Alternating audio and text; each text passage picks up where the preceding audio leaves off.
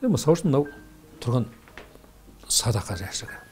Бұның кереметі өз кішкене ғана сала бересіз де, сонан кейін кішкене орта бестен алғаннан кейін ана толтыруға тырысады да адам.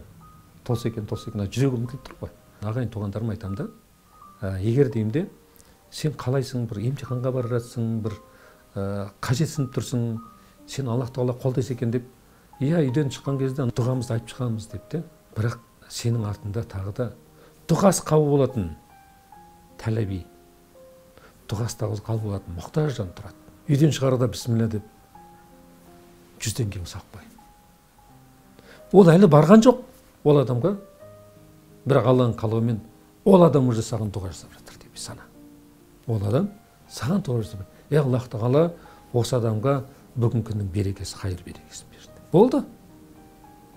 Сен дұға жасап тұрғаның, дұғасы қабыл болатын адамның дұғасымен бірге кетіп тұр да, білесің, альхамдулилля, дұғаң қабыл болатын. Жолаушы сапарға шығып бара жатырсың ба?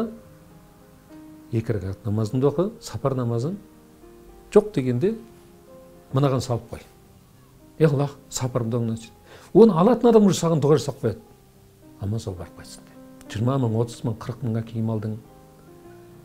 Алла енді өзінің жомарттығына байланысты ғой. Бірақ сен ойла, бір мен бүгін жақсы киім алып едім. Ұнап тұр, керемет болып тұр деп те. Ол ойыңа ал. Осы мұқтаж жан бар ғой. Бір мұқтаж жан бар. Ол да киінсін. 5 теңгені сақ қой. Сен уже оны киіндіріп қойдың. Бір мынандай болсын алып қойдың оған.